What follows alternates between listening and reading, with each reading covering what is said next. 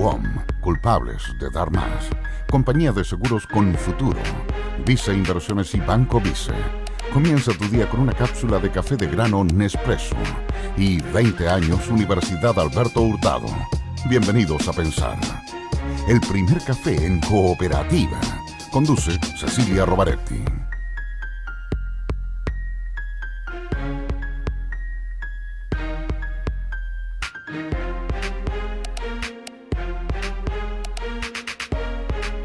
Hola Santiago, hola Chile y hola al mundo que nos sigue a través de cooperativa.cl. 11 grados la temperatura actual, 23 la máxima que se espera para hoy en la capital. En Concepción pleno sol con 18 grados de máxima. En Iquique 19 la máxima, prácticamente nublado. Puerto Montt nublado con lluvia, incluso 14 grados la máxima. Y en Copiapó 26, La Serena y Coquimbo 17 grados la máxima. Y ¿qué más quieren saber? Rancagua, pleno sol con 22 grados la máxima. Estamos ya acá para compartir este último primer café del mes. Y lo vamos a hacer con Jorge Correa Sutil, que es integrante del equipo programático de la campaña Carolina Goich. ¿Cómo le va, Jorge? Muy buenos Correa días, Sutil? Cecilia Rovaretti. Y a todos estamos... los radioescuchas.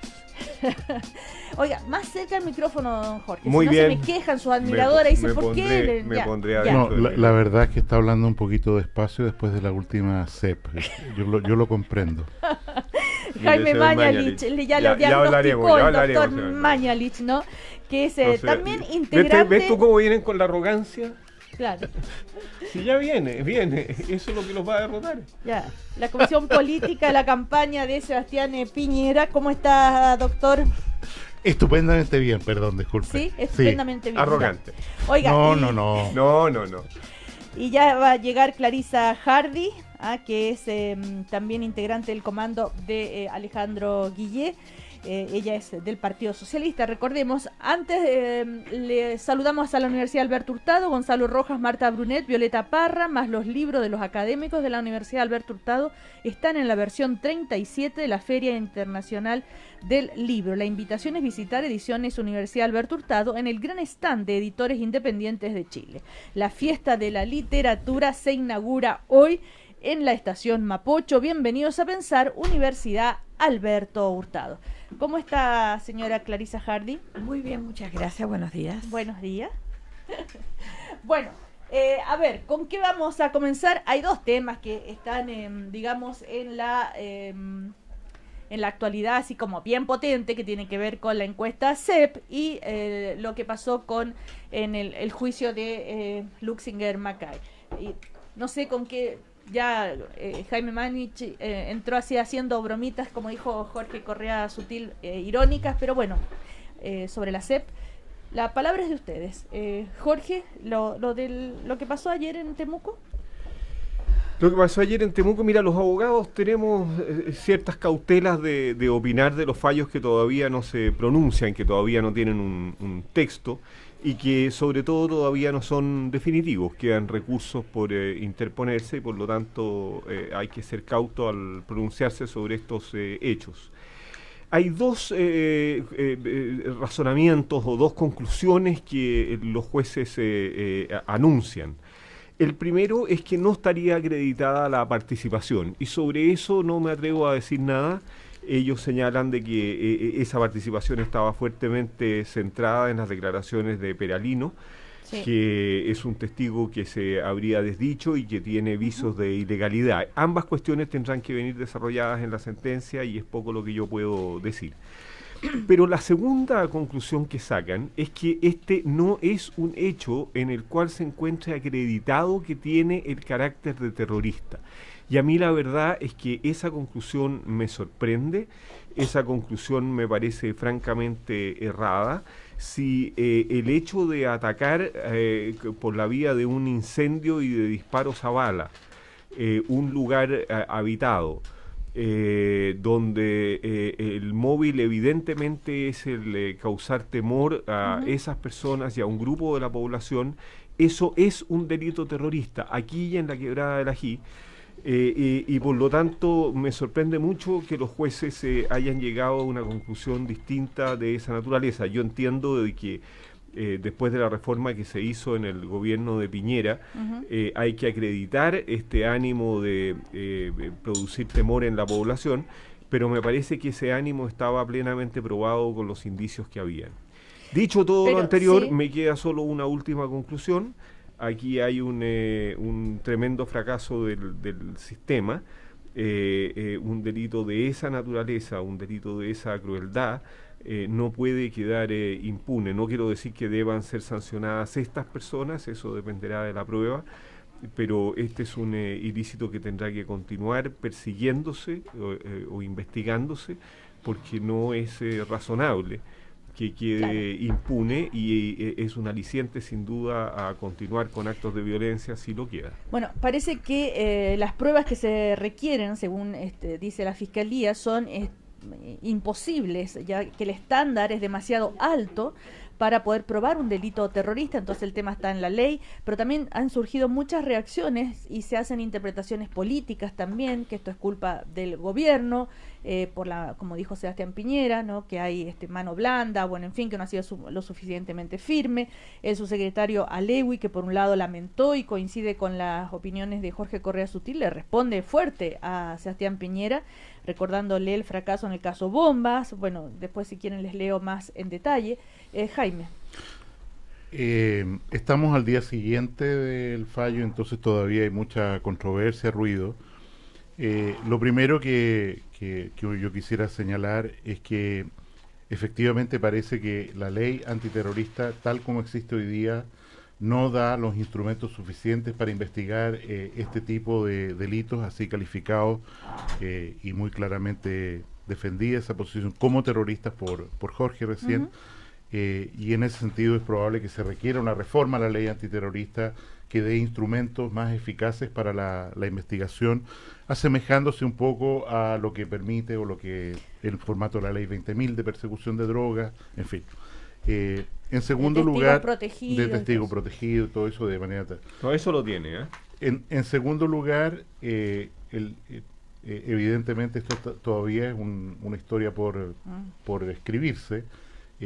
Faltan recursos. En la mañana, a través de Radio Cooperativa, escuchaba al fiscal de la zona, al vocero, Garrido, diciendo que va a recurrir probablemente a la Corte Suprema una vez que conozcan conozca el fallo. Entonces no se ha dicho el último capítulo de esta historia, y yo creo que hay una coincidencia absoluta en todo el mundo, incluso en el fiscal nacional, de que aquí hay una falla del Estado, en el sentido que ha habido evidentemente un delito, un crimen, en que una pareja de adultos mayores muere calcinada en su casa en medio de una balacera, y queda sin responsable. Pero ¿por qué este tribunal haría una cosa así?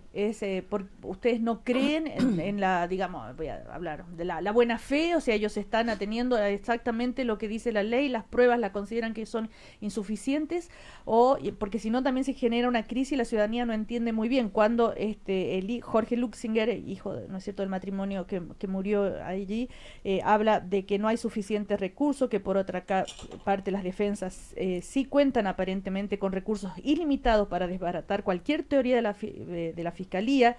Entonces eso hace que el sistema sea súper garantista, las críticas políticas que vienen después también de esto. Entonces, ¿cómo separar lo que es el trabajo de la justicia, las leyes, lo que se hace, con intencionalidades anexas?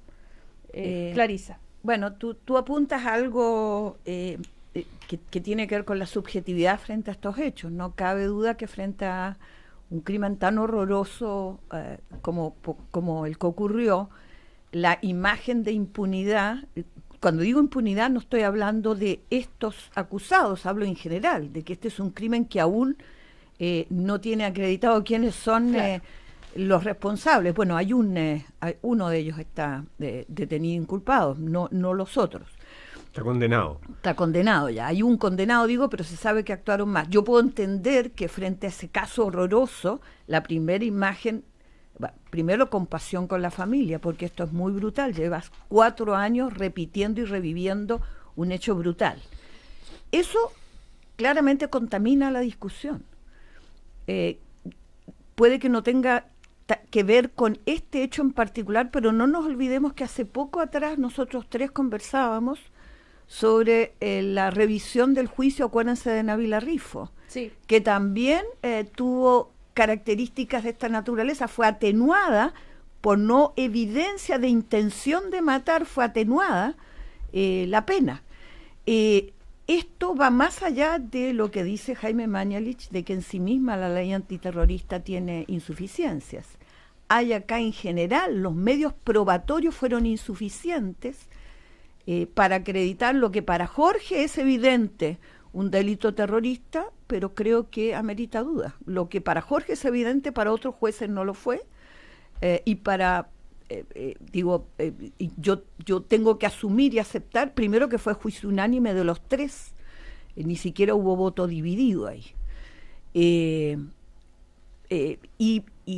esto pone en discusión, anoche no sé si ustedes vieron en uno de los foros que hay hoy día en el canal nacional de la gente, foros copresidenciales, uno de los panelistas que le preguntaba ayer, era el candidato Guillel, que le preguntaba precisamente por este caso. Nicolás Larraín se llama, ¿sí? Es uno, y decía una cosa brutal. Bueno, dice, si es evidente que fueron los autores, ¿qué dice usted frente a la evidencia? Es decir, ¿cómo mediáticamente se genera esta imagen de que antes de que haya un juicio haya autores, le recriminan a la justicia el que frente a la evidencia no condene? Y yo creo que hay que ser cuidadosos en esto porque son muy mediáticos estos casos, son muy brutales, son muy fuertes, pero acá hay claramente debilidades y yo en eso me sumo a la preocupación que se ha manifestado de que las indagaciones, la inteligencia puesta en las pruebas parece ser que fueron del todo insuficientes. O sea, el estándar de convicción es inalcanzable, como dijo el fiscal. Cecilia, es que yo creo que hay varios problemas que hay que distinguir, porque si no nos vamos podemos tener enredarnos en el diagnóstico y salir con soluciones inadecuadas. Una cosa es que la ley antiterrorista necesite de algunos instrumentos mejores para la investigación. Esa es una cuestión. La segunda cuestión es que la ley exige acreditar la intención del carácter terrorista. A mí me parece que la ley puede estar necesitando de instrumentos de investigación. Y vuelvo a insistir, la primera conclusión, la conclusión de quiénes son los responsables, es una conclusión sobre la cual yo por lo menos voy a suspender todo juicio, porque como dice Clarisa, no basta con que hayan personas procesadas para que podamos concluir sin haber analizado las pruebas que existen de que ellos y solo ellos son responsables de esos ilícitos. Lo que a mí me parece que no es un error de la ley, sino más bien una exigencia absolutamente excesiva de los jueces, es la calificación de no terrorista de estos hechos. O sea, si tú no tienes culpables que te confiesen que la intención fue provocar miedo en la población, no podrías tener un ilícito de carácter terrorista. Pero la intención de inferir temor o de provocar decisiones de la autoridad, tú puedes inferirla del tipo de hechos que ocurrieron. ¿Por qué los jueces hacen eso, Jorge? Bueno, a mi juicio ahí hay un descriterio de los jueces. ¿Un descriterio en algo tan delicado, así tan simple como descriterio? Es el juicio que yo me formo. Tengo gran respeto por el presidente del tribunal, fue un alumno mío, pero me parece que ahí ha cometido un error. A mí me parece que de las características de los hechos, de la circunstancia que se haya atacado a 12 ancianos, de la forma en que se les atacó a balazo, en que se les quemó vivos, no puede tener otro propósito que el de provocar temor en ellos y en el resto de la población de que pueden ocurrir hechos similares. Por lo tanto, no tengo Jorge, duda, por lo menos a mi juicio, de que ahí hay una exigencia absolutamente excesiva. Jorge, uno puede decir es casi de sentido común que acá hubo una intención ¿no es cierto?, de provocar miedo a la población, en fin, pero se necesitan unas pruebas concretas que la Fiscalía no logra entregarlas. ¿Qué hace un juez en ese caso? A ver, ¿Puede tener una decisión como de criterio personal, más allá de que si está o no está la prueba? Bueno, tú puedes... No, la prueba tiene que estar. Lo que pasa es que tú puedes inferir las intenciones que el hecho tuvo a partir de la prueba que tienes. y los hechos, sin conocerlos en el detalle que seguramente se ventiló en el juicio, a mi parecer trasuntan con entera claridad la intención de provocar temor en la población. No es otra la intención que en ese caso existe. Por lo tanto, la conclusión respecto de la participación puede ser adecuada, pero si el estándar de un ilícito de carácter terrorista va a exigir la confesión de los autores respecto de que su intención fue provocar temor en la población, a mi juicio entonces tiene razón la Fiscalía al decir de que se está poniendo un estándar imposible porque, bueno, esa confesión no se va a obtener de parte de los autores. Tú tienes que inferirla de las características del delito que se cometió. Sí, Jaime. Primero, no cabe duda que este fue un delito con intención de provocar temor en la población, aunque haya salido peor de lo que sus autores presupuestaron, en el sentido de que a lo mejor lo que pretendían era quemar la casa, que saliera el matrimonio, y bueno, resultó todo en la forma que conocemos. A mí un punto, pero aún si así hubiera sido, la intención era producir temor. Es producir al menos una decisión de la autoridad destinada a que ese campo sea trasladado a una comunidad. Entonces no hay otra intencionalidad que otras personas posible viviendo en esa situación se allanen, ¿no es cierto?, ahí. Eso no tuvo intención de robo. Por supuesto. Eso no tuvo intención de lucro. Lo que estoy eso diciendo, no tuvo intención, Jorge, es que estoy de acuerdo contigo. Creo que esa intención es muy clara. Ahora, lo que ha aparecido como una pregunta acá, gracias a una ex ministra de Justicia, Soledad Alvear, brillante persona, esto es un acercamiento a la democracia cristiana, como tú ves, Jorge. Efectivamente, nosotros tenemos una forma de juicio penal criminal extraordinariamente mejor que lo que era en el pasado. Pero esto tiene sus efectos adversos, y es que a la práctica facilita un proceso de linchamiento público, de prejuicio. Nosotros lo hemos vivido con Viviana Heger, con Nabila Rifo y con esta situación. Y en este sentido yo creo que hay una pregunta bien relevante, si es que efectivamente dentro de la de la ejecución de la justicia y de la quehacer de los tribunales debe propugnarse en casos tan bullados como estos, que los tribunales, el juzgado que se encarga de esto esté fuera de la región afectada, y creo que es una pregunta que incluso ustedes plantearon más temprano hoy de la mañana, extraordinariamente válida. ¿Por qué? Porque aquí evidentemente suponer que los magistrados, los fiscales son completamente insensibles a las amenazas que ellos dicen que recibieron, a las marchas, a las tomas, etcétera, yo creo que es un supuesto heroico, y en ese sentido, dentro de este tipo de juicios, sobre todo, insisto, de alta repercusión pública, creo que hay una pregunta en lo procesal ahí que poner en la mesa. Ahora, ¿cómo salpica todo esto al campo político? Y ahí donde se genera tal vez una confusión, porque ¿cuál es la responsabilidad que podría tener el gobierno, un ministro, en fin, una decisión de un tribunal? Clarisa. Yo quería, antes de responder a eso, referirme a acá lo que podría estar en discusión. Yo tiendo a discrepar de lo que han señalado los otros dos cafeteros esta mañana respecto a la evidencia de que aquí había un hecho terrorista. Creo que no va, la intención no es provocar susto o temor en el directamente afectado, son las repercusiones más globales. Sí.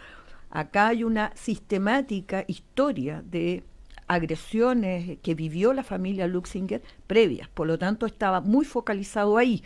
Eso hace preguntarse por qué razón habría de tener efectos en tercero, que es lo que supone la aplicación de la ley antiterrorista. Pero acá el problema es otro. Basta este solo hecho de muerte por incendio a un juzgado sin ley antiterrorista para que tenga altas penas. Acá el problema es que no se logró probar quiénes lo cometieron. Este es el punto de fondo. ¿Dónde están las limitaciones y las debilidades probatorias para que haya sanciones? Sea o no terrorista, aquí murieron 2 adultos quemados en su propia casa. Ese es el problema, es cómo se lleva adelante las pruebas para que efectivamente los culpables puedan ser sancionados. Yo entiendo que esa es la preocupación de la población, mucho más que si fueron calificados esto como actos o no terroristas. Bueno, estaban calificados. Es la sanción al delito, pero que es lo que está flotando hoy día como preocupación en el país. Esas son las repercusiones políticas que tiene. Pero Y poder probar si son culpables o no, según la acusación bajo la ley antiterrorista, es más difícil que probarla si no fuera catalogada de terrorista. No, una es la intención de, porque eso tiene que ver con el tipo de pena. Sí. El probar significa, lo pruebas de cualquier manera con los autores materiales del hecho. Probar la Ya. participación. La La participación. Sí. Eso O sea, es lo que están, y por lo tanto todo el debate que tiene, esto tiene connotaciones más fuertes porque está inserto en la Araucanía, con las complejidades que Sí. tiene el conflicto Pero precisamente porque mapuche. está inserto en la Araucanía, Clarice, es que tú no puedes aislar este hecho y suponer que esto simplemente fue un ataque a la familia Lusinger Macay. Este es una serie de hechos que se vienen sumando y por lo tanto la intención del hecho tú puedes inferirla razonablemente a partir del tipo de ataque que recibieron. A mí me parece que suponer que este era un ataque solo contra la familia Lusinger Macay, que no tenía por efecto provocar una decisión de la autoridad ni infundir temor en el resto de los agricultores, es inferir una cuestión irrazonable. Yo tengo mis dudas por lo que te decía. Primero, no creo que todos los hechos que están ocurriendo sean vinculantes. Las distintas fenómenos de violencia que ha habido en la Araucanía. Dos, habían antecedentes de larga historia de ataques a esta familia en particular. Por lo tanto, la pregunta es cuánto había particularizado en la violencia hacia ellos, lo que permite poner un manto de duda sobre el calificarlo como un acto terrorista. Perdón, esto no exime ni la violencia, ni la brutalidad, ni la condena absoluta a lo que ocurrió. Estoy hablando estrictamente con qué legislación lo hace. Y el hecho evidente de que hoy día hay enormes dificultades para ejercer la prueba de quienes cometen el delito, cualquiera sea la calificación de este delito. Ahora, respecto a las repercusiones políticas, el subsecretario Alewi dijo, como lo hemos dicho habitualmente, respetamos las decisiones que han tomado los tribunales, en este caso en particular lamentamos lo que ha pasado y vamos a esperar poder ver la sentencia para poder ver cuál es la reacción que tenemos.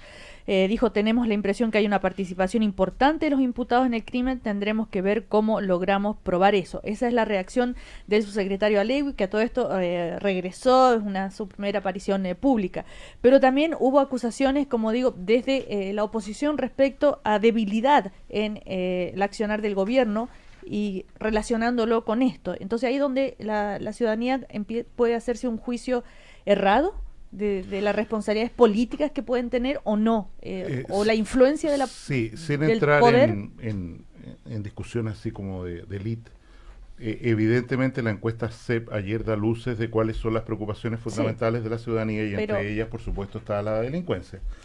Repercusiones políticas de lo que pasó en la Araucanía, evidentemente la gente, el ciudadano común, dice, bueno, ¿quién puede enfrentar este problema del cual, insisto, lo ve como una debilidad del gobierno el enfrentamiento del caso Lusinger-Macay? Y en ese sentido es evidente que esto repercute en la voluntad de votar a favor de Sebastián Piñera. ¿Por qué? Porque según la misma encuesta CEP es la persona mejor calificada para resolver o enfrentar este problema de delincuencia en el país. Entonces, es la pregunta así de estómago.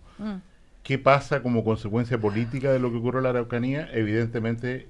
Pero es legítimo que se critique a una autoridad de gobierno, sea cual sea, por fallos del Poder Judicial. El doctor Mañalich en algunos Jorge. minutos es un hombre muy racional y en otros minutos se traslada al estómago con el objeto de sumarse o intentar provocar un grito en contra del gobierno. A mí me parece que la crítica de Piñera primero le rebota. Si hay algún hecho que fue, yo diría, con manipulación llevado a tribunales, fue el caso Bomba, y por lo tanto la fotografía se recuerda en esa oportunidad cuando se hace esta crítica. Y lo segundo es que aquí hay un problema en el cual el gobierno actúa como coayudante de la Fiscalía para tratar de alcanzar la condena de estos casos. El problema aquí radica, primero, en el criterio de los jueces, a mi juicio, en el carácter terrorista o no terrorista de derecho, y en segundo lugar, en la cantidad de prueba que pudo acumularse y si ella era capaz o no de convicción. Trasladar esta cuestión a una responsabilidad del gobierno, tratar de achacarle debilidad en la persecución. Yo creo que el gobierno, yo lo critiqué cuando levantó el carácter terrorista del otro hecho, pero me parece que de las personas que estaban en huelga de hambre, que pero están detenidas por me parece incendio de que las iglesias. vincular los dos hechos sobre la base de una cuestión de guata y trasladarse a la cuestión de guata para simplemente disparar al bulto es absolutamente injusto. Ahora, Jaime. La respuesta de Alewi, justamente, el primer fracaso se produjo con el caso Bombas, que fue en su gobierno. Me da la impresión de que sus opiniones revelarían que él no fue presidente de la República. Ustedes recordarán que el año 2011 fue el de más delitos de mayor connotación social en este país, y después agregó: debe recordar que el mayor asesinato en democracia, que es el caso Luxemburg, fue en su gobierno. Debería recordar que el primer fracaso, como llama él a este caso, se produjo con el caso Bomba. Trajo a colación también que el ex fiscal del caso Bombas terminó con un puesto en la administración de Piñera, que fue jefe de estudio de su gobierno, y después defendió a narcotraficantes. Entonces, dice Alewi, yo creo que hay que tener buena memoria y no hacer declaraciones grandilocuentes. ¿Están de acuerdo con esas declaraciones de su secretario Alewi? No solo hay que tener buena memoria, sino hay que tener mucho cuidado, porque fruto de este tipo de expresiones en los que después tú generas expectativas en la población y te van a medir con esa vara. Está claro que hay una dificultad, no solo en este caso, hemos constatado en otros, en donde hay fallos judiciales que generan muchas dudas sobre la eficacia del sistema judicial. Hay una puesta en duda sobre la credibilidad o confiabilidad de un sistema. Ustedes mismos en los interactivos que en esto tienen con el público que les llama, dicen, es curioso que cuando la justicia castiga a los pobres, a todo el mundo le parece que la justicia opera, pero que cuando las sanciones son para los ricos, entonces la justicia no funciona. Es decir, hay una visión en el país de que la justicia no es justa, por decirlo de alguna manera. Frente a esto, aquí hay una responsabilidad política. Yo solo asumiría, no del gobierno, hay una responsabilidad política en el uso que se haga de estas situaciones precisamente para sacar réditos políticos.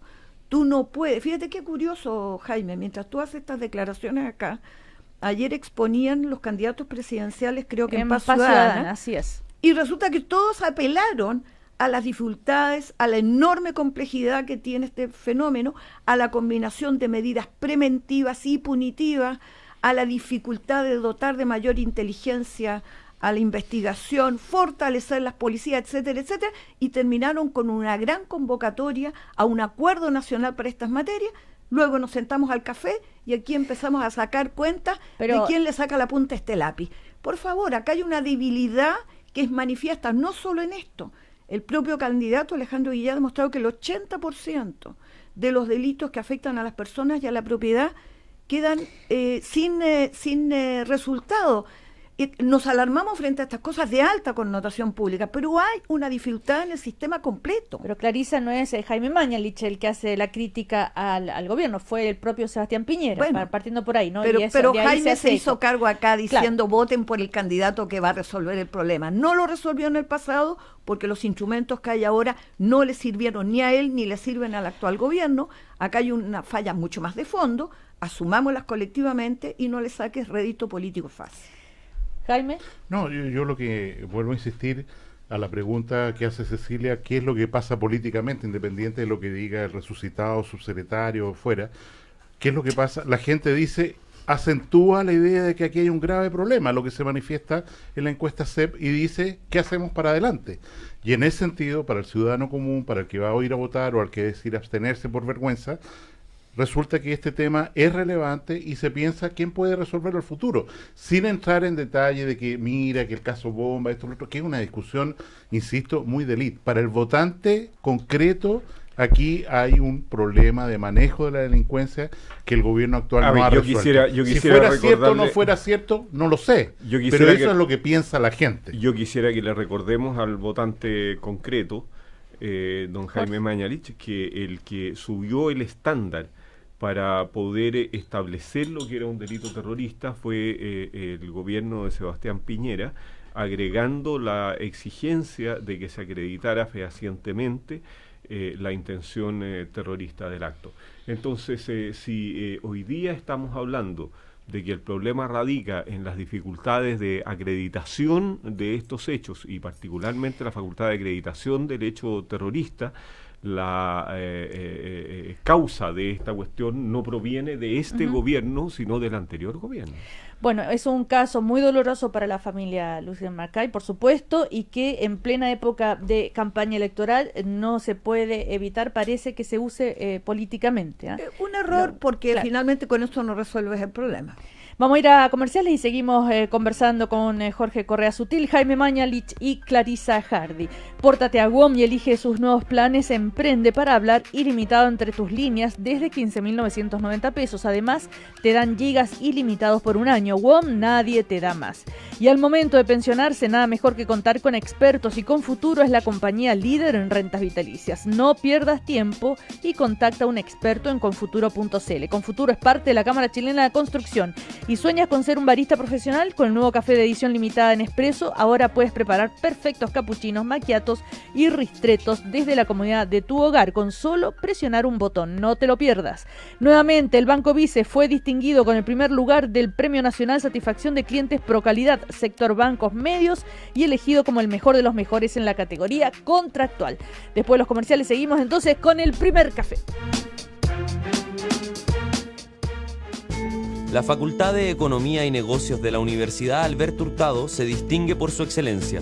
Sus profesores combinan investigación con docencia y su calidad académica ha sido destacada en los principales rankings del país. Bienvenido a Pensar, Universidad Alberto Hurtado, acreditada por 5 años en las 5 áreas.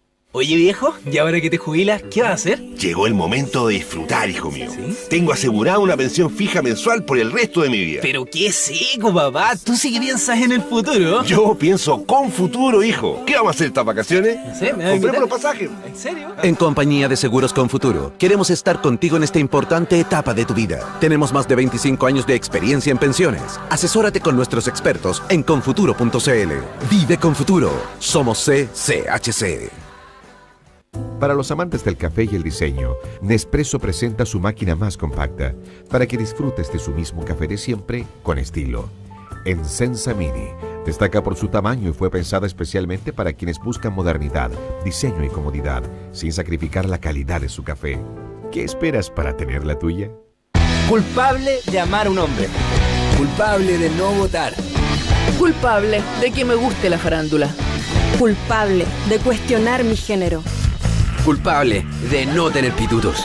Somos culpables de dar lo que nadie más te da. Pórtate a uno de nuestros planes desde 15.990 y te damos gigas ilimitados por un año en nuestra red 4G WOM. WOM, nadie te da más. Promoción válida hasta el 31 de octubre de 2017. Bases en WOM.cl. Este año me gustaría recorrer Europa. A mí me encantaría construir la piscina para este verano. Yo quiero empezar con mi emprendimiento. Yo me aburrí el auto. Me quiero comprar una moto. ¿Y tú? ¿Cuál es tu proyecto? Porque queremos hacerte la vida más simple. Te presentamos Préstamo Personal Vice, un plan perfecto para tus proyectos. Pídelo y conoce nuestras condiciones convenientes con la flexibilidad que necesitas para concretar tus ideas. Infórmate más en vice.cl. Banco Vice, simple para ti. Infórmese sobre la garantía estatal de los depósitos en su banco o en www.sbif.cl. Cuando a la potencia de una RAM le sumas mayor rendimiento para llegar más lejos, es que lo mejor ya está aquí. Nueva RAM 1500 con motor EcoDiesel 3.0. La potencia insuperable de una RAM ahora con rendimiento superior para todas tus actividades. RAM 1500 con motor EcoDiesel desde 27.990.000 pesos masiva. RAM, la camioneta poderosa por definición. Conócelo en nuestra red de concesionarios o en ram.cl. Precios y versiones sujetos a disponibilidad. Incluye bonos marca de 3.570.000 pesos más bono de 2.380.000 pesos. Sujeto a financiamiento Santander Consumer. Aló, buenas tardes. Sí. Oiga, ¿sabe que lo llamo para decirle que lo vamos a embargarlo por la deuda que usted tiene pendiente con la tienda La Color? El camión ya. ¿Usted no sabe acaso que la ley señala que la demanda debe tener mérito ejecutivo? Te asesoramos legalmente. Te defendemos. 9 años de experiencia. 95% de éxito. Llámanos al 22 840 9000. Deudas.cl. Nada es tan terrible. Es jueves. ¿Almuerzo o after el Mirador del Alto? After. Total, el estacionamiento es gratis después de las 9. Dale, yo pago, porque con la tarjeta Scotiabank Cencosud hay 40% de descuento en todos los restaurantes. Durante octubre, los jueves se viven todo el día en el nuevo Mirador del Alto Las Condes con el 40% de descuento. Tarjeta Scotiabank Cencosud. Te quiero ver feliz. Revisa las exclusiones en www.tarjetacencosud.cl. Infórmate sobre la garantía estatal de los depósitos en tu banco o en www.swift.cl. Temporada al aire libre en Restaurant El Bohío de Sheraton Santiago. Al almuerzo y cena, ven a disfrutar de la más amplia variedad de carnes grilladas, junto a un exquisito buffet, surtido de mariscos, ceviches y terrinas, quesos y ensaladas, verduras grilladas, alternativas de deliciosos platos de pescado y pastas, imperdibles postres y mucho más, con gaseosas sin límite. Te esperamos en El Bohío de Sheraton Santiago. Reservas al 222-33-5000 o en sheratonsantiago.com. En Santiago Oriente, vota TC, vota Jacqueline Saint-Art, L126, por un Santiago sustentable. Tucore, Ñuñoa, Providencia, La Reina, Las Condes, Vitacura y Lobarnechea. Es Jacqueline Saint-Art, L126, Jacqueline Saint-Art, Core, por un Santiago vivo. 14 grados. 14 grados en Santiago. Vuelve la temporada de casa. Sexto Salón Inmobiliario de Chile. Comenzó la temporada de departamentos. No, comenzó la temporada de oportunidades. No, comenzó la temporada de equipamiento para el hogar. No, comenzó la temporada de casa. Sí, comenzó la temporada de casa. Vuelve la temporada de casa. Ven al Sexto Salón Inmobiliario de Chile, donde encontrarás la mejor oferta de proyectos inmobiliarios y equipamiento para el hogar. Del 3 al 5 de noviembre en Centro Parque, a un costado del Parque Arauco. 50% de descuento, Socios Club La Tercera. Organizan Cámara Chilena de la Construcción y La Tercera. Cooperativa. 24 minutos para las 10. 24 minutos para las 10.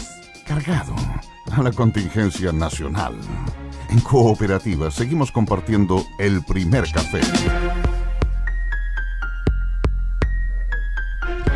Seguimos en el primer café. Asegura tus ingresos de por vida con Futuro. Contrata un plan de rentas vitalicia y comienza la mejor parte de tu vida relajado. Si quieres saber más, asesórate con los expertos en rentas vitalicias en confuturo.cl. Y pórtate a WOM y elige sus nuevos planes. Emprende para hablar ilimitado entre tus líneas desde 15.990 pesos. Además te dan gigas ilimitados por un año. WOM, nadie te da más.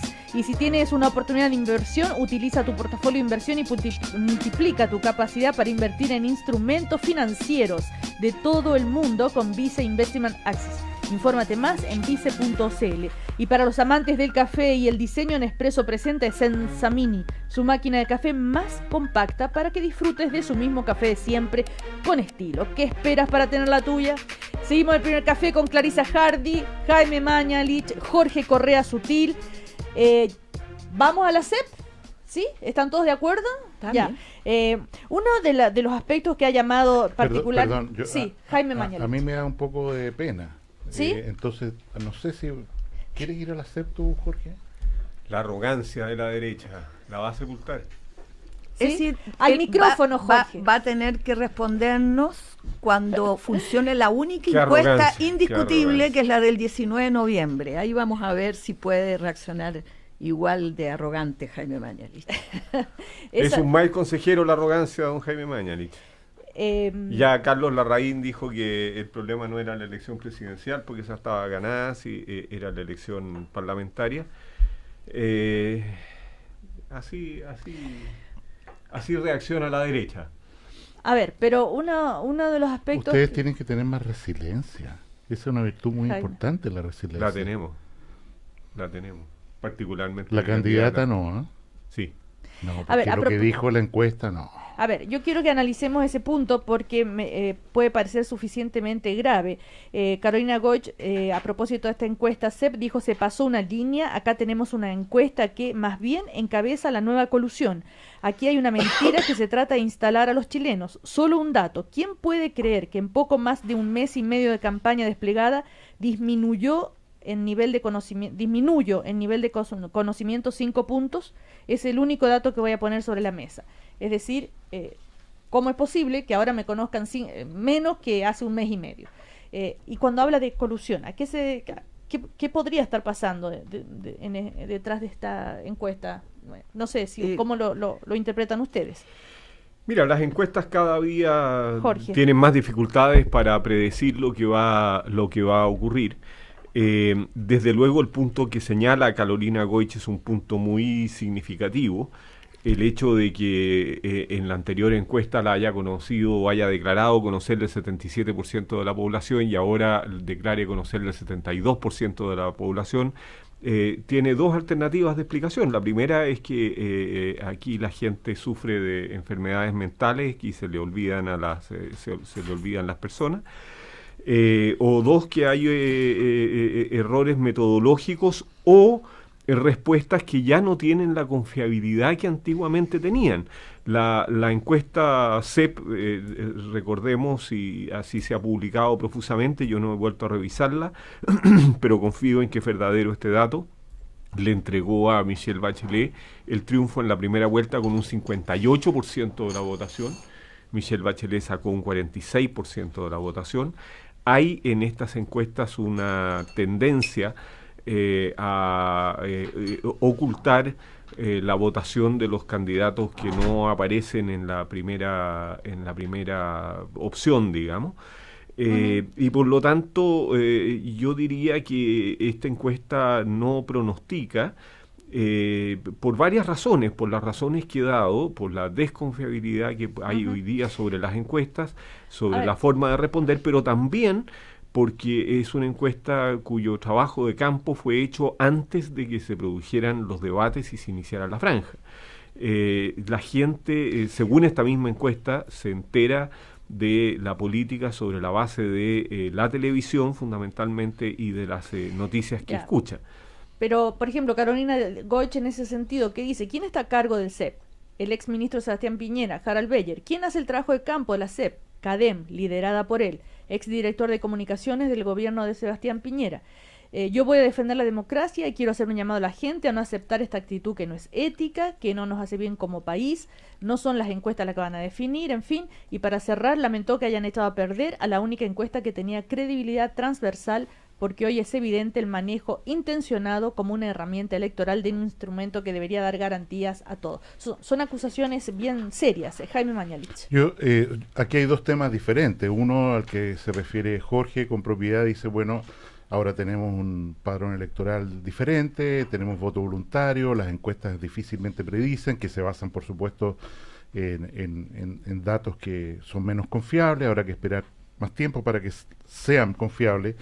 Entonces él presenta una pregunta más bien técnica, el valor predictivo de una encuesta.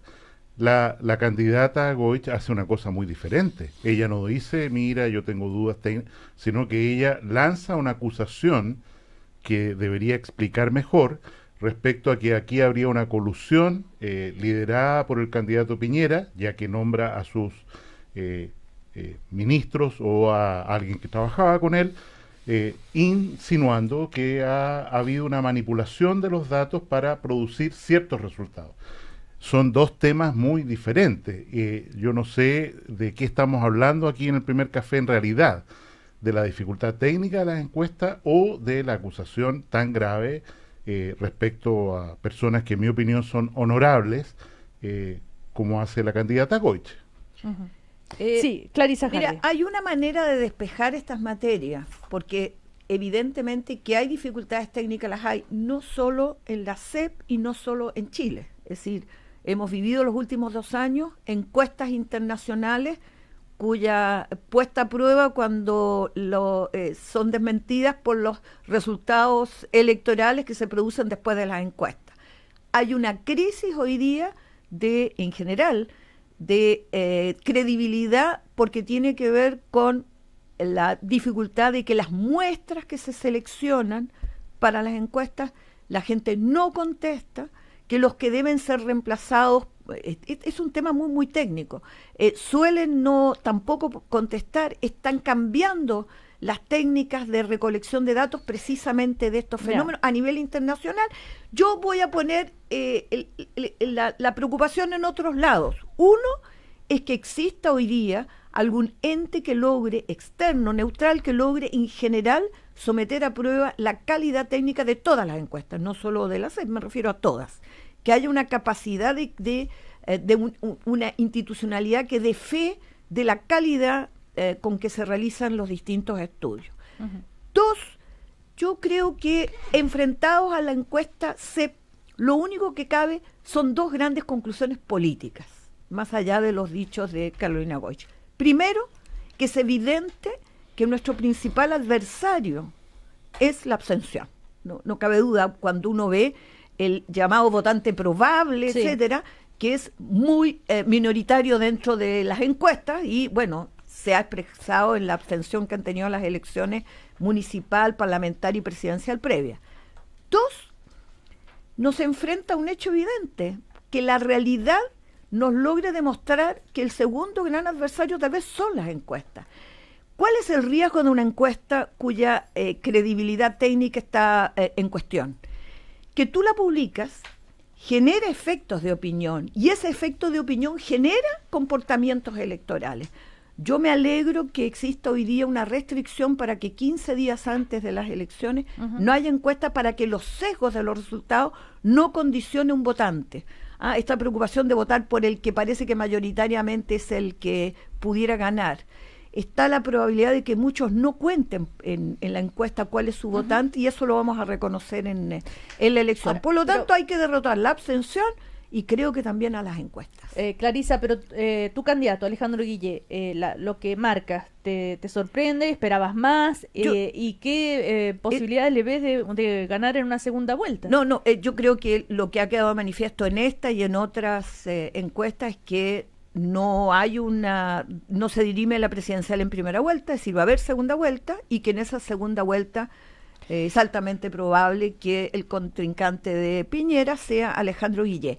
Creo, por encuestas que hacen los parlamentarios en sus distritos, por lo que es la temperatura de las campañas cuando sale a terreno, que no se reflejan los números lo que uno encuesta en encuestas de distritos de algunos parlamentarios y lo que encuentra también en la calle. Y por lo tanto yo invito en general a los auditores a hacer caso omiso hoy día de estos resultados. Obviamente, el que está en primer lugar, yo creo que es inobjetable, cualquiera sea el número, etcétera, es Piñera, pero creo que es absolutamente derrotable en segunda vuelta. Ahora, porque estas encuestas y todo lo que están ustedes debatiendo tiene por finalidad definitivamente decir, bueno, no da lo mismo quien gobierne.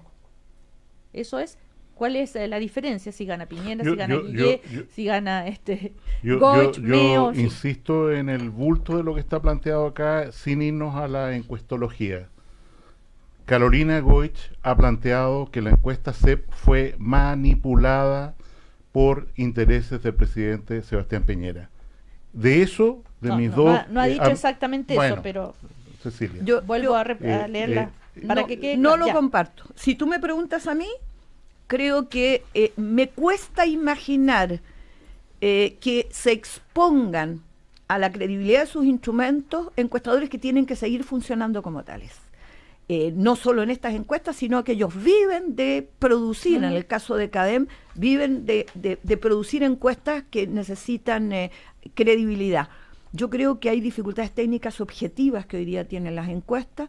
Yo soy de las que creo que aquí no hay una intencionalidad, pero hay una real dificultad. Ahora, creo que sabiendo esas dificultades han sido tal vez poco cautelosos. Hay reparos serios de cómo están formuladas las preguntas, dadas las incertidumbres son dos especies diferentes. Jaime, pero eso implica mayores rigores en quienes, sabiendo estas dificultades y sabiendo que existe la duda legítima, porque saben que representan un color político, debieran ser mucho más cautelosos en el rigor técnico. Claro, lo que quería decir, Jaime, es que no lo nombra el presidente de Piñera, Carolina Goich. Eso, yo te interrumpí para hacerte esa aclaración. Pero nombra a un ex ministro y lo nombra como tal, ex ministro de Piñera, y al líder de CADEM, un ex jefe director de comunicación. O sea, está nombrando al presidente Piñera como alguien que está detrás de esta manipulación. De qué otra manera se podría entender pero la pregunta subsiste y entiendo la respuesta, Clarisa. ¿Hay aquí una intención manipuladora de quien fuera para alterar los resultados de la opinión pública en la encuesta CADEM, mostrando que la candidata es menos conocida o que el presidente Piñera tiene más votos. Esa es la pregunta clave de lo que ha planteado la candidata ayer, que a mí me parece una cosa muy delicada, porque hacer una acusación así de alguien que es candidata a presidente de la República implica un grado, un estándar de responsabilidad mucho más alto que para el común de los ciudadanos. Pero Jaime, te pregunto, al director de la encuesta, al que lo presenta, puesto, entiendo que no solo es, entiendo que Kast plantea la misma duda de que él aparece con menor nivel de reconocimiento que en la encuesta anterior. Entiendo que no solo fue el reclamo de Goich en esta materia. No cabía que los propios que realizan la encuesta tengan dudas y de pronto manifiesten cuando presentan el estudio. Miren, estamos presentando estos datos, nos llama la atención y sorprende, o que diga, es estadísticamente significativo, no es estadísticamente significativo. Por eso digo que las propias exigencias que debieran formularse los que hacen las encuestas, particularmente de un organismo que está identificada con la centroderecha, para todo el público, sea muy cuidadoso de cómo presenta, porque la probabilidad de que sea desacreditada como encuesta es muy alta. Jorge, quería decir algo. No, simplemente insistir en el punto central que a mí me parece que hace Carolina Goich. Desplegada una campaña, resulta que la candidata es menos conocida de lo que era hace un mes y medio atrás. Esa cuestión resulta inexplicable y no fue explicada tampoco al dar a conocer la encuesta, digamos. A mí me parece que eso da cuenta de la falibilidad de encuestas de esta naturaleza. Bueno, sí, Jaime Mañalich. Como decía Jorge, esta encuesta fue hecha antes de la franja, en fin, y también hace una pregunta al revés.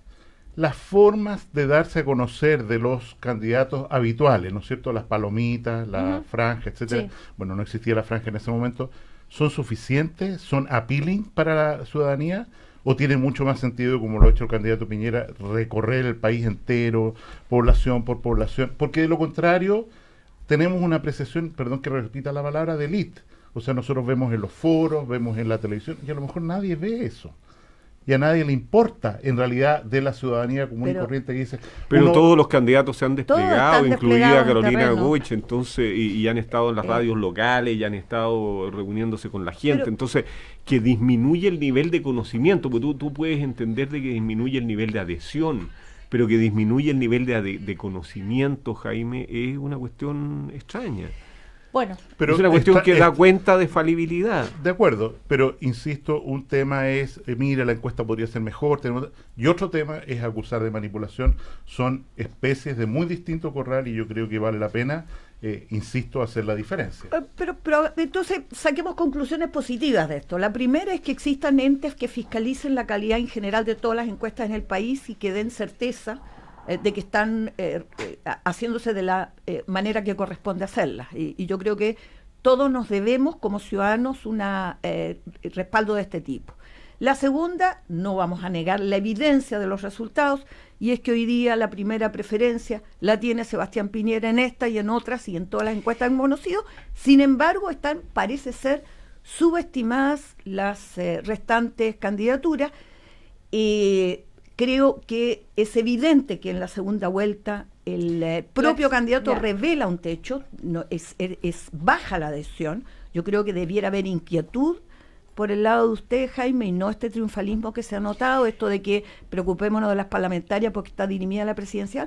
Creo que hay una verdadera posibilidad y altamente competitiva en segunda vuelta, siempre y cuando las fuerzas de centro-izquierda entendamos que tenemos que llegar a un acuerdo programático que permita que quien mejor lo planteó fue Alejandro Guillé, hagamos de la primera vuelta una primaria de las fuerzas de centro-izquierda, y por lo tanto quien resulte ganador o ganadora pasa a ser automáticamente respaldado por los restantes compañeros de esa lista de primaria, de la primera vuelta, y yo creo que en ese caso vamos a tener una apasionante e interesante segunda vuelta electoral presidencial en el país. Perdón, no quiero dejar una expresión falsa a propósito Jaime Mañalich, sí. Yo creo que efectivamente esta elección va a ser una elección reñida. El todos contra Piñera la segunda vuelta va a ser muy duro. La probabilidad de que, y lo digo con como una opinión personal, la probabilidad de que aparezcan medidas populistas desde el gobierno que influyan o pretendan influir en la segunda vuelta no está descartada. Faltan muchos días para... Incluida la de tu candidato, ¿verdad? Que se despachó con las vacaciones sin abordar los temas laborales de fondo. Me refiero a la intervención del gobierno a través, por ejemplo, de llevar justo entre primera y segunda vuelta la iniciativa de la nueva Constitución, que no según la encuesta CEP le importa a nadie. Pero ¿no es cierto? No está confirmado eso. Bueno, pero aparece, yo no descarto la posibilidad de que aparezcan, como apareció en el caso de Lagos versus Lavín en su momento, ¿no es cierto?, una reforma laboral para lograr un resultado electoral. Nadie puede desmentir retrospectivamente que eso ocurrió. Y en ese contexto, insisto, yo no quiero dejar una impresión que yo no comparto, y es la segunda vuelta va a ser una elección muy reñida, porque todos, independiente de que dicen que sí, que no, que me parece, que pongo condiciones, todo el mundo se va a volcar, que no va a votar por Piñera, se va a volcar en todos contra Piñera, y se van a alinear detrás del candidato Guillén. O en todo por profundizar y avanzar en los derechos sociales y ciudadanos de este país. Ponlo en esa otra... En mantener el gobierno. No, en mantener una línea de transformación que permita fortalecer la ciudadanía de derechos en este país. A mí me parece absolutamente legítimo. Esto no es todos contra, es todo a favor de un tipo de sociedad. En este lado hay mucha dispersión de candidaturas. Eso es lo que está castigando los votos de cada candidato de la centroizquierda. Pero hay posibilidades de realmente apoyarse mutuamente en una segunda vuelta. ¿Y por qué? Ya se han conocido bastantes debates, ustedes los han escuchado a los candidatos. En una frase, no sé, ¿por qué la ciudadanía, a ver qué le dicen ustedes? ¿Por qué no da lo mismo que gane aquella o el de más allá? Jorge. Mira, yo creo que va a haber una tendencia muy fuerte a tratar de converger. Ahora, eso no va a estar exento de dificultades. Requiere de un acuerdo programático. No basta con tomar una decisión el día 20. Las diferencias lo voy a decir con franqueza, entre el Frente Amplio y la Democracia Cristiana son bastante grandes, y por lo tanto va a haber que hacer un trabajo muy fuerte de negociación y de concesiones mutuas, al cual yo creo que hay que comenzar a prepararse, al menos anímicamente, porque de lo contrario eso no se va a producir. Y lo segundo es que la capacidad de las organizaciones políticas de movilizar a la gente, no solo va a ser necesario producir el acuerdo, sino que ese acuerdo tiene que ser un acuerdo entusiasta, para que la ciudadanía que responde a esas líneas vaya masivamente a votar. Por lo tanto, creo que tenemos un enorme desafío por delante que yo no minimizaría. Lo quiero poner con toda sinceridad. Ahora, a propósito de esta posible, ¿no es cierto?, acuerdo para la segunda vuelta, esta mañana Marco Enrique Ominami, que subió en la encuesta, hay que decirlo, pone en duda la decisión de Alejandro Guillén de realmente buscar un acuerdo para la segunda vuelta.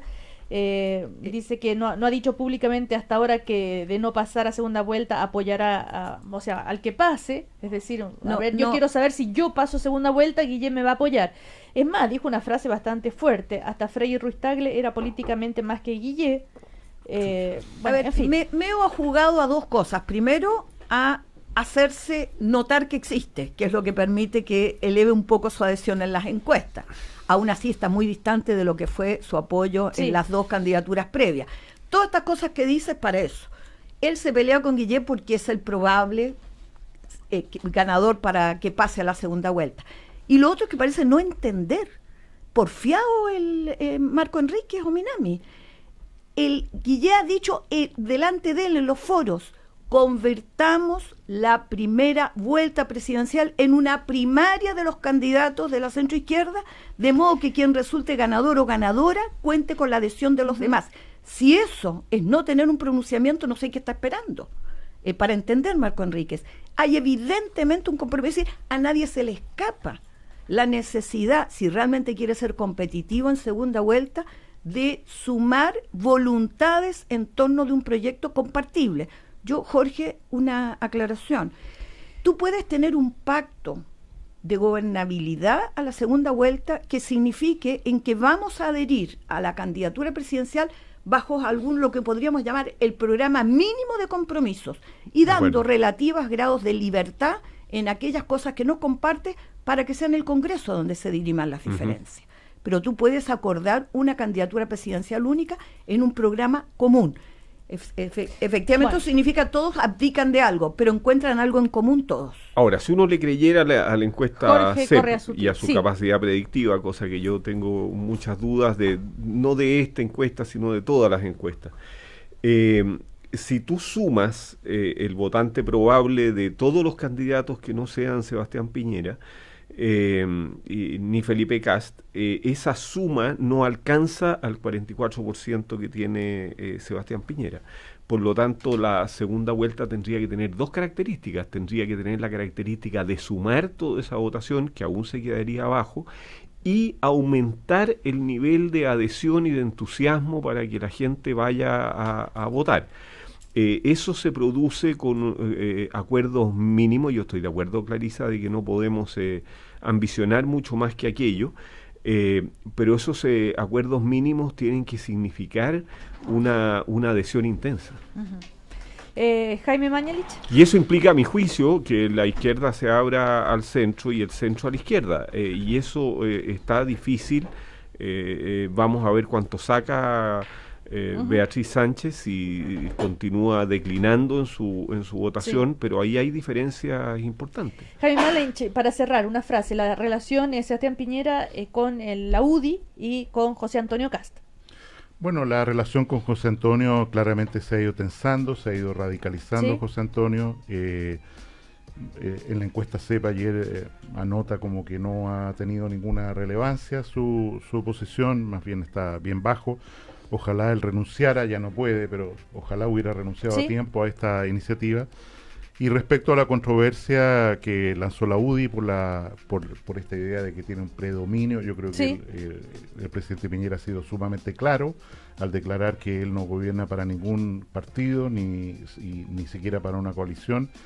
Y yo espero que efectivamente en este segundo gobierno, que con alta probabilidad él va a encabezar, no se produzca lo que en el primero, en el cual los partidos en realidad tuvieron un grado de deslealtad muy importante, sobre todo al principio, para sostener avances que eran trascendentales en la agenda que el presidente, y ojalá haya habido un aprendizaje de respaldo, de responsabilidad política, y se deje de hacer avisos por la prensa y controversias que en nada contribuyen a una buena gobernabilidad. Una noticia bonita para despedir esta mañana, ¿tú me lo permites? Clarisa Hardy, sí. El desenlace feliz de la guaguita que terminó finalmente con su papá, la hija de la mujer haitiana que murió en un hospital después de que le fue sacada a la niña, y entonces hoy día está de nuevo con su familia y su papá. Así es. Clarisa Hardy, Jaime Mañalich, Jorge Correa Sutil, muchísimas gracias. Muy buenos días. El primer café en cooperativa fue presentado por WOM, culpables de dar más. Compañía de seguros con futuro. Vice Inversiones y Banco Vice. Comienza tu día con un